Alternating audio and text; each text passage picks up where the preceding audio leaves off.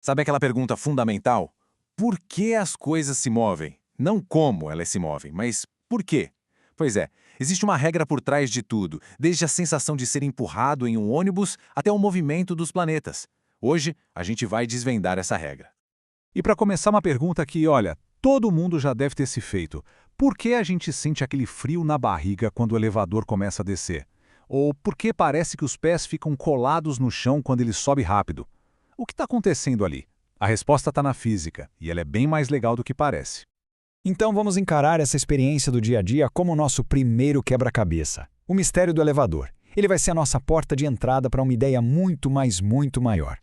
É algo que todo mundo sente, né? Quando o elevador arranca para cima, a gente sente uma pressão a mais nos pés, como se de repente a gente tivesse mais pesado. E quando ele desce, principalmente no comecinho, vem aquela sensação de leveza, aquele frio na barriga.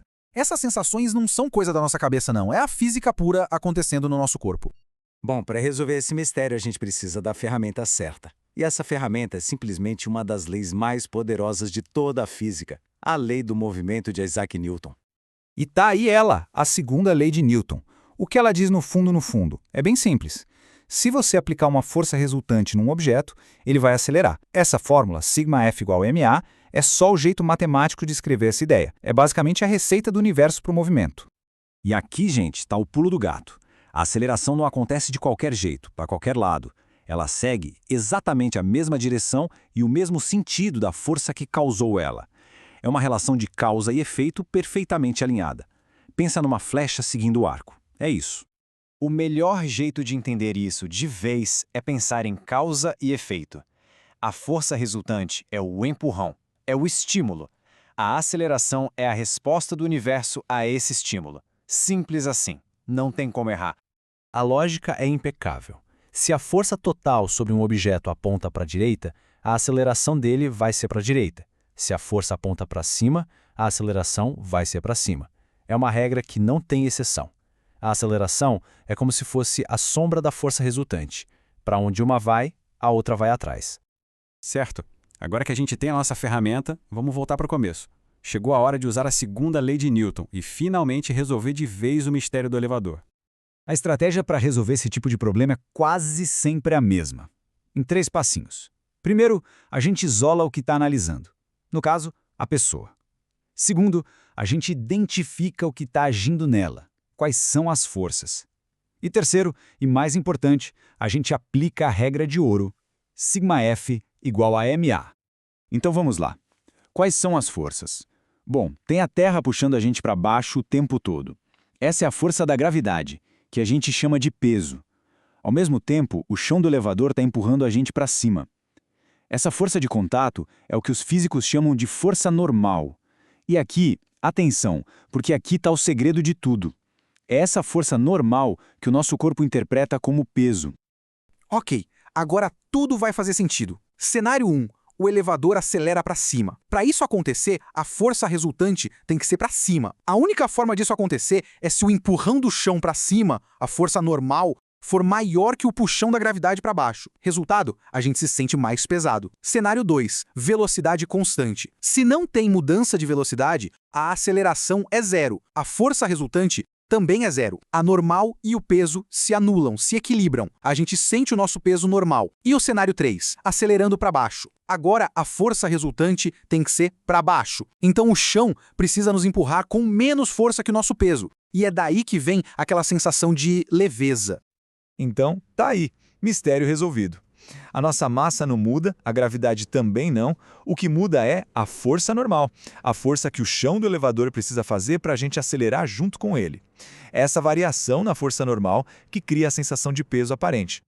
Beleza, resolvemos o caso do elevador, que é um movimento em linha reta.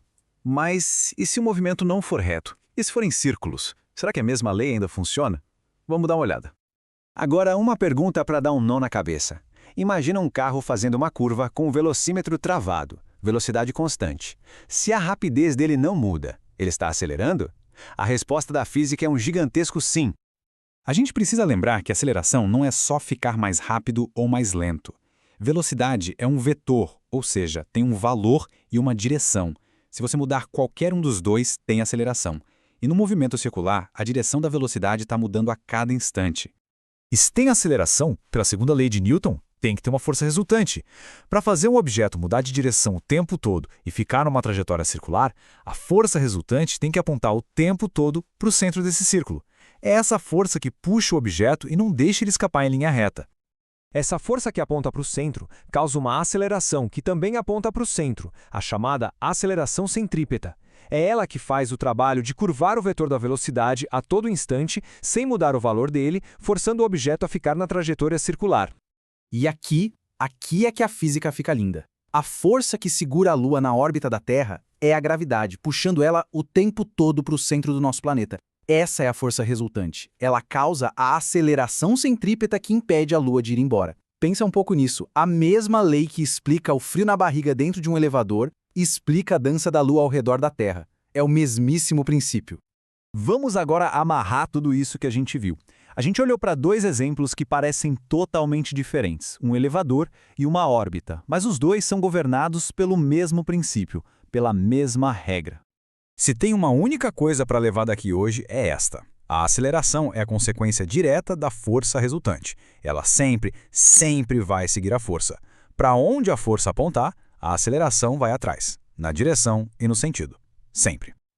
Então, resumindo o que a gente viu, a sensação no elevador vem da mudança na força normal. Mudar de direção, mesmo sem mudar a rapidez, também é acelerar. E o mais importante, nos dois casos e em todos os outros, a aceleração é só a sombra, a consequência da força resultante. E agora fica a reflexão. Se uma única lei tão simples explica um elevador e uma órbita, o que mais ela revela sobre o universo?